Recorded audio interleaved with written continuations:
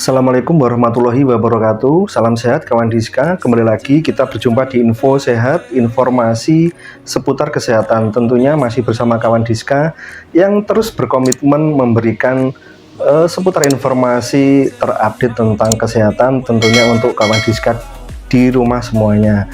Semoga kawan Diska di rumah selalu diberi kesehatan, rezeki yang berkah dan juga barokah. Baik kawan, nah ini di studio kita sudah hadir nih narasumber spesial yang biasanya kita hanya menghadirkan satu, sekarang dua nih, spesial pakai dua lah. Ini untuk membahas tentang hubungan antara kesehatan mulut dan diabetes mellitus. Kita sapa dulu narasumber kita. Yang pertama Dokter Gigi Ricky Martin. Bagaimana kabarnya dokter hari ini? Baik. Untuk yang kedua, Dokter Gigi Diah Kusumaning FMHK. Bagaimana dokter kabarnya hari ini? Alhamdulillah baik. Mungkin bisa say hello dulu dok ke kawan Diska di rumah semuanya dok. Halo kawan Diska. Nah ini ya kawan Diska, narasumber spesial kita hari ini yang akan membahas nih antara kamu kesehatan mulut dan diabetes itu ada hubungannya atau enggak? Hubungan spesial, teman dekat kah atau seperti apa? Nah ini kita bahas tuntas pada obrolan kali ini. Nah, sehari-hari bertugas di RSUD Kota Madiun ya dokternya saat ini ya? Iya betul. Oke, nah ini kita awali dengan pertama dulu nih dok, kan kalau diabetes mellitus itu kan kaitannya dengan gula tinggi, kadar gula tinggi ya. Kalau di masyarakat umumnya kencing manis nih. Nah ini hubungannya dengan kesehatan mulut itu seperti apa sih dok? Monggo siapa dulu nih? Oh ya, monggo dokter. Ini diabetes ini kan merupakan suatu kondisi tubuh di mana tubuh ini susah untuk mengatur kadar dalam gula darah. Nah, ini itu disebabkan bisa karena tubuhnya yang tidak bisa menghasilkan insulin atau insulinnya yang sudah resisten. Akibatnya kadar gula darah dalam tubuh ini menjadi tinggi. Tidak hanya berpengaruh terhadap organ tubuh saja, namun bisa juga berpengaruh terhadap kesehatan gigi dan mulut. Tentunya pasien yang dengan kondisi diabetes ini lebih beresiko untuk terkena infeksi gusi, infeksi jaringan ginjal dan gigi dibandingkan dengan pasien yang kondisi tubuhnya sehat. Oke. Jadi apalagi yang kalau di masyarakat istilahnya apa ya dok? Diabetes basah gitu ya dok ya? Jadi kalau punya luka susah sembuhnya, apalagi yang di mulut mungkin seperti itu ya dok ya? Bisa jadi ya? Iya. Jadi kalau misalnya ada luka, sariawan atau sesuatu infeksi yang ada di rongga mulut nantinya menjadi susah sembuh. Oke, nah itu ya kawan Diska. Jadi yang punya waspada, yang apalagi yang sudah terdiagnosa diabetes nih juga harus waspada tentang kesehatan gigi dan mulutnya masing-masing nih, apalagi untuk keluarga kita dan yang bapak ibu di rumah nih. Nah untuk selanjutnya nih dok, hubungannya diabetes dengan kesehatan gigi nih sekarang nih. Dokter Gigi Ricky Martin nih, monggo. Iya siap dok, monggo. Ada beberapa kayak ciri-cirinya orang yang diabetes yang ditemui. Yang pertama itu ada polifagi, dimana ada poliuri dan juga polidipsi. Ada poliuri di mana orang ini kebanyakan ini mas kayak terasa ini selalu membuang air kecil tuh. Nah karena kebiasaan sering membuang air kecil ini yang menyebabkan kayak ada ketidakseimbangan cairan tuh mas gitu. Namanya itu dehidrasi. Nah ketika ada dehidrasi ini berpengaruh tuh pada mulutnya, yaitu ada penyakit xerostomia. Nah apalagi nih dok? Dimana xerostomia itu terasa mulut kering karena produksi dari air liurnya atau salivanya itu menurun dikarenakan dari dehidrasi tadi. Sedangkan yang perlu kita tahu di mana saliva ini atau air liur yaitu memiliki fungsinya yaitu sebagai self cleansing, yaitu mampu membersihkan rongga mulutnya ini dari sisa-sisa makanan, dan juga memiliki kemampuan untuk melawan bakteri. Nah karena dari saliva atau air liur yang menurun, akhirnya akan self cleansingnya itu menurun tuh mas. Jadi kayak seperti plak, kalkulus atau karang gigi itu lebih mudah menempel dikarenakan pembersihan yang buruk dari air liurnya yang menurun tadi. Nah ketika eh, sisa makanan, plak itu menempel lama-kelamaan yang nggak dibersihin, itu bisa masuk ke dalam gusinya. Ke dalam gusinya. Nah, ketika dia itu masuk secara terus-menerus ke dalam gusi, yang tidak segera dilakukan kunjung pembersihan itu Mas, lama-lama akan merusak jaringan periodontal. Ketika dia udah mulai merusak jaringan periodontal, lama-kelamaan giginya akan goyang. Karena tulangnya udah mulai menurun. Iya, ugli-ugli ini bahasanya kawan Diska ya. Iya. Oke, jadi itu ya dok ya. Terus untuk selanjutnya nih, apakah namanya makanan juga berpengaruh dok? Yang kita makan melalui gigi dan mulut kita itu dok? Untuk makanan berpengaruh. Jadi beberapa makanan memang tidak dianjurkan untuk dikonsumsi, terutama bagi pasien yang menderita diabetes. Nah ini.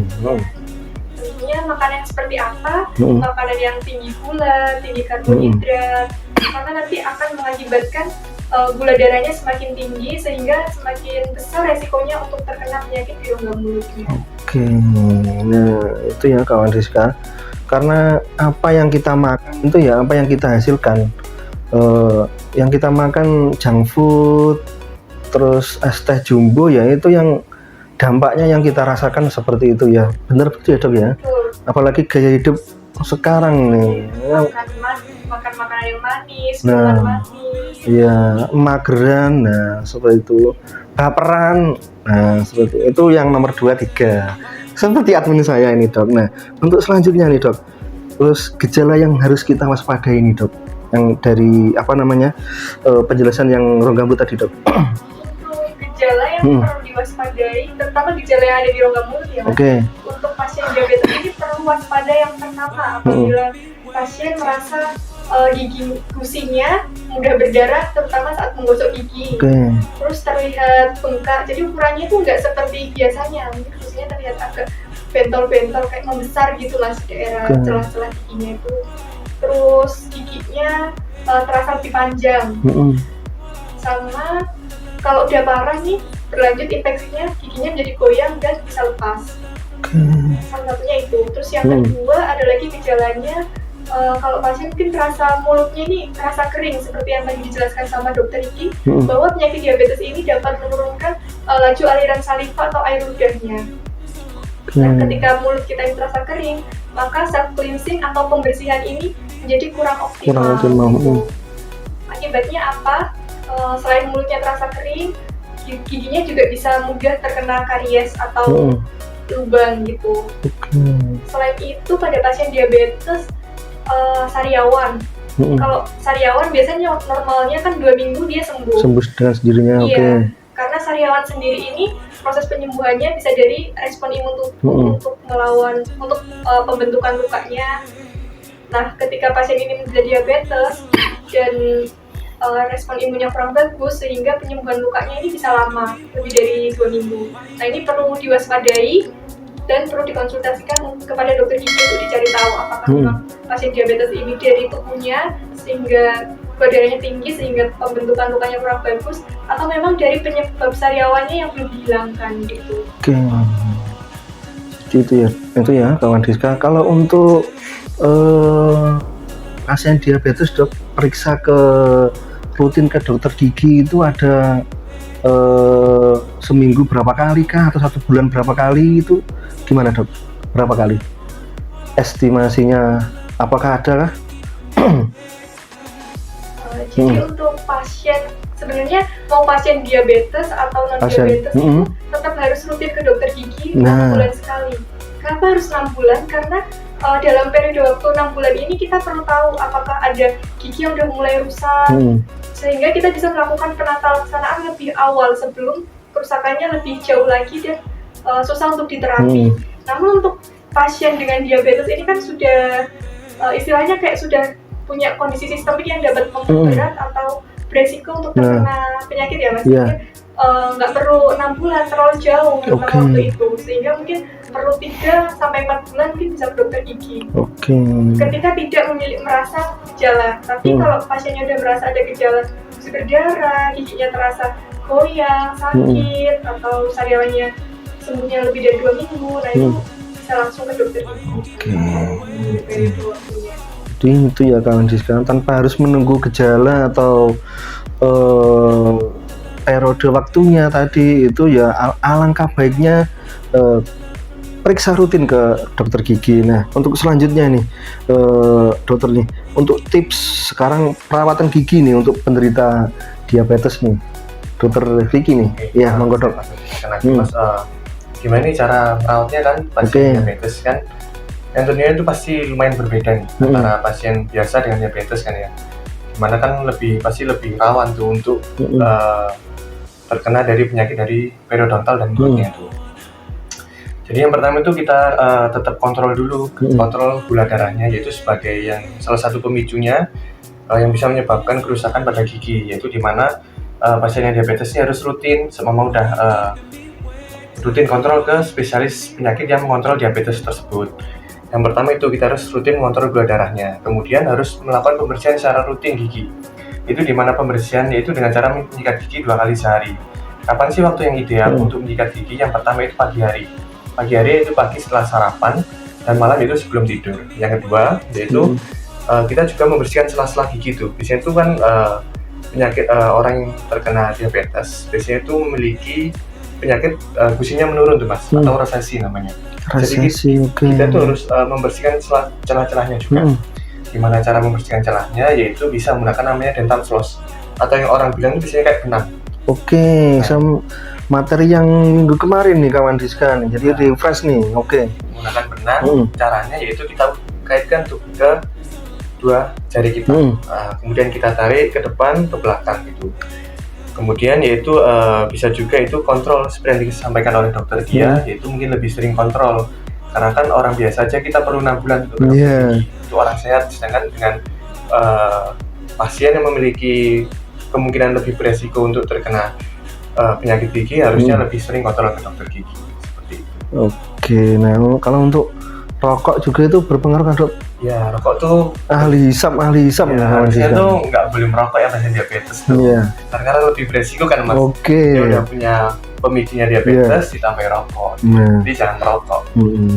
Itu ya kawan Diska, pentingnya setiap pembahasan kita itu ya dok, setiap pembahasan tentang info kesehatan itu rokok pasti kita munculkan. Nah seperti itu ya kawan Diska.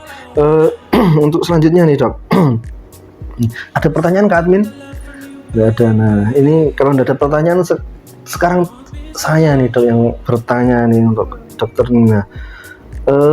Apa sih dampaknya gula darah yang tidak terkontrol dok terhadap kesehatan gigi dan mulutnya?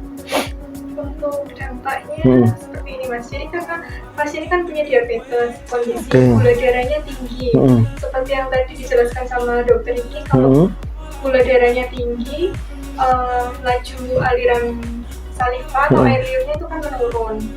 Nah di dalam air liur sendiri ini mengandung beberapa enzim sama zat yang bisa istilahnya kayak membunuh bakteri sama patogen lain, bakteri, jamur yang ada di rongga mulut, sehingga dia bisa menyeimbangkan kondisinya ini supaya tidak tinggi. Akibatnya kalau tidak terkontrol bisa rentan terkena infeksi. Seperti yang tadi dijelaskan, resikonya pertama dia penyakit gusi, lalu penyakit jaringan penyangga gigi atau penyakit periodontal yang ditandai dengan adanya gusinya yang bengkak, membesar, terus mungkin ada juga yang gusinya ini turun, terus giginya terasa goyang dan bisa lepas sendiri.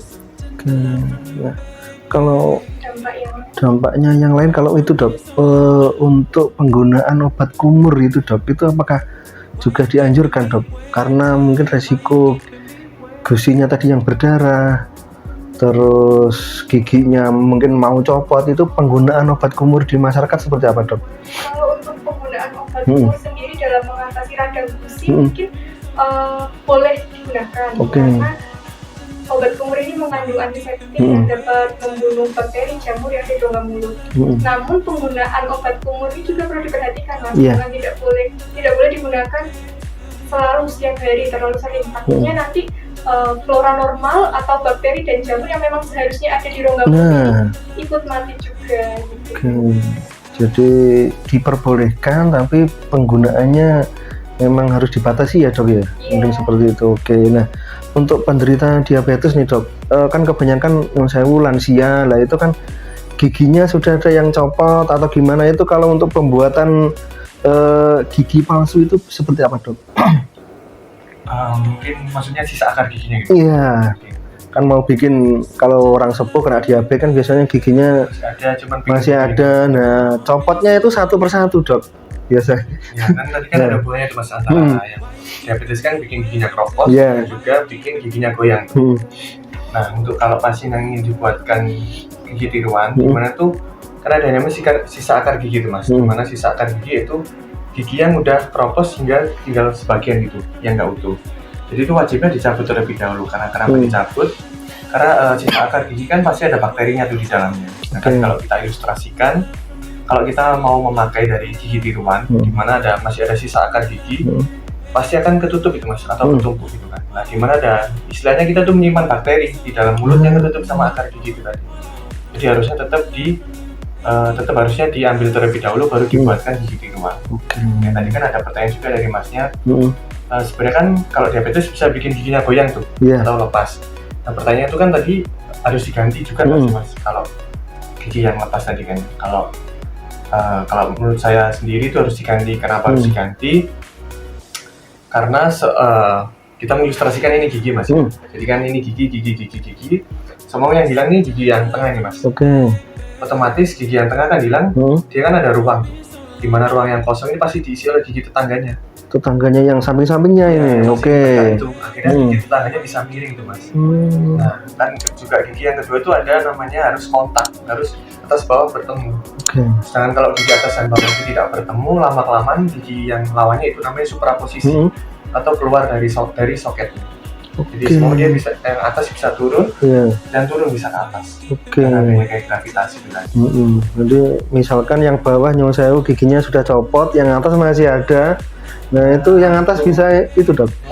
Bisa panjang sebelah nih kawan Diska. Nah sebelum ke mitos dan fakta nih Dok, ini ada pertanyaan satu nih dari Kak Gina Ladi. Dok izin bertanya, apakah ada perbedaan tindakan perawatan gigi pada pasien penderita DM dan perawatan apa saja yang tidak boleh dilakukan pada penderita DM nih? Monggo siapa nih? Saya bantu jawab pertanyaannya ya Mas. Untuk tindakan pada pasien yang dengan kondisi medis yang baik sama yang diabetes ya. Tentunya untuk perawatan pada pasien diabetes ini perlu lebih diwaspadai lagi. Tergantung perawatannya ini apa. Kalau misal perawatannya ini menyebabkan luka semacam gigi, itu yang perlu diwaspadai. Karena takutnya kenapa? Kalau pasien ini pasien diabetes, gula darahnya masih belum terkontrol tinggi, lebih dari normal. Takutnya nanti yang pertama lukanya susah sembuh, sama yang kedua di situ nanti rentan infeksi gitu. Mau nambahin dikit kan? Boleh monggo Dok. Semua cabut gigi kan pasti ada luka tuh Mas. Nah, karena pasien diabetes ini kan kayak kemampuan nutup lukanya tuh rendah kan Mas. Yang diwaspadai itu setelah cabut gigi, dimana tuh kan di dekat dari gusinya itu kan ada pembuluh darah Mas. Nah, bisa juga itu karena lukanya nggak cepat menutup, lama-kelamaan tuh bisa ada infeksi di situ. Nah, bisa ke menyebar ke pembuluh darah, ke jantung yang bisa dinamakan endokarditis juga. Jadi harus diwaspadai saat pencabutan waktu memiliki diabetes tadi.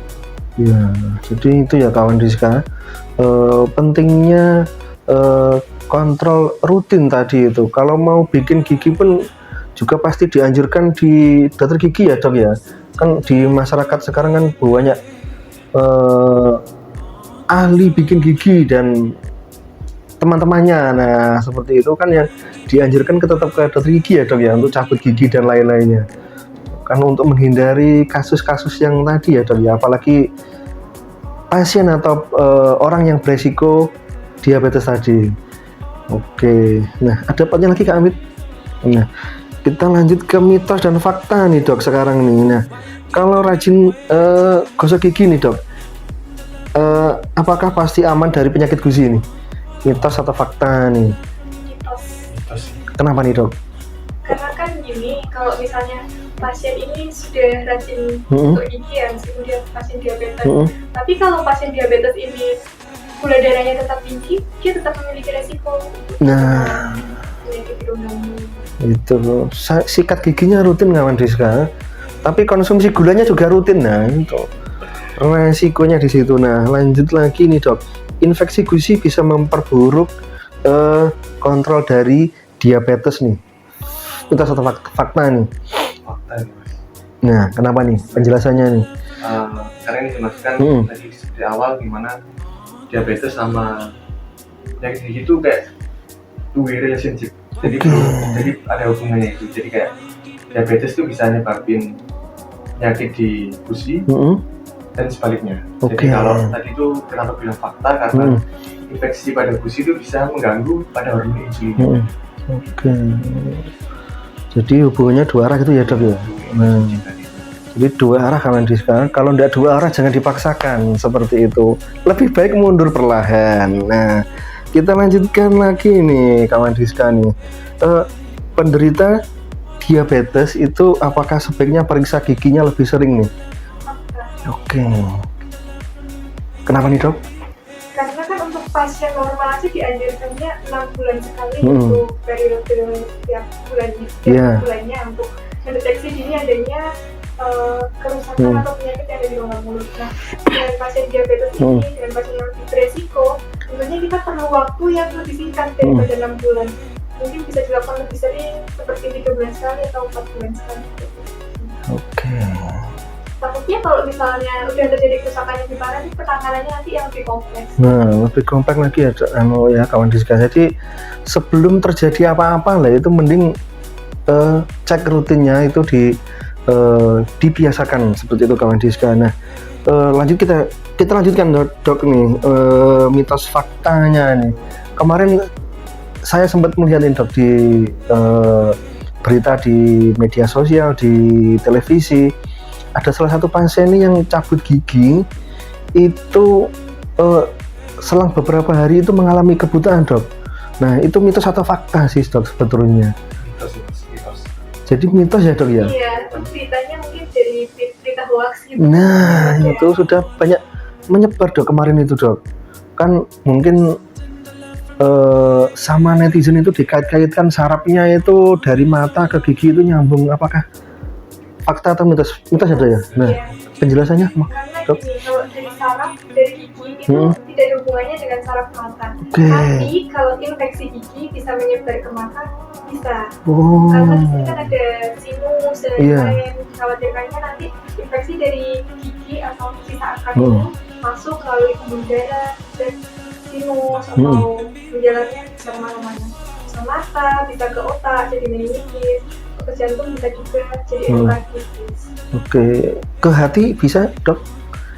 Menjalar ke hati maksudnya? Jadi apa? Nah, ini hati tanda kutip maksudnya kawan Diska ya. Nah, jadi berita kemarin itu bisa dikatakan hoax ya dok ya? Kalau cabut giginya bikin kita itu salah. Tapi untuk infeksinya, nah itu yang digarisbawahi ya kawan Diska. Jadi kita tidak harus menelan mentah-mentah nih berita yang di luaran sana itu harus kita klarifikasi dulu kebenarannya. Sarafnya tidak ada kaitannya dok ya? Tidak ada kaitannya, tapi kalau infeksinya bisa menyebar ke mata ataupun ke organ lainnya, seperti itu. Nah, itu ya kawan Diska. Jadi kita harus menjadi netizen yang lebih bijak nih dalam menerima segala informasi. Nah, ada pertanyaan lagi nih Kak Admin, tidak ada. Nah, kalau tidak ada nih dok, pesan nih mungkin yang bisa disampaikan untuk kawan Diska di rumah dan netizen saya nih dok. Pesannya untuk yang bisa disampaikan apa nih, monggo dokter dia dulu. Saya mungkin sebaiknya kita udah bisa menjaga kesehatan rongga mulut. Jadi mulai dari hal yang bisa dilakukan di rumah seperti kegiatannya, menjaga pola makan, sama tetap rutin kontrol ke dokter gigi untuk deteksi dini dari masalah atau penyakit yang ada di rongga mulut supaya bisa tertangani, tidak hanya untuk estetika saja. Dokter Riki? Kalau saya sebagai laki Mas ya. Iya, sama dok. Apa nih dok? Yaitu kita menghindari rokok. Nah, pasti untuk memperburuk dari kesehatan gigi dan mulut itu. Apalagi kalau kita yang sedang memiliki penyakit bawaan tuh, yang pasti lebih memperbesar resiko untuk terkena penyakit dari gigi dan mulut itu. Jadi kayak kita harus lebih rutin ke kontrol ke dokter gigi tuh untuk mengontrolkan dari gejala awalnya, jadi nggak sampai parah gitu. Oke, jadi pesannya laki-laki seperti itu kawan Diska. Diri kita saja kita jaga, apalagi pasangan kita. Nah, seperti itu ya. Ya, sedikit intermezzo nih kawan Diska. Ada tambah lagi dokter? Cukup? Oke, baik, itu tadi kawan Diska seputar hubungan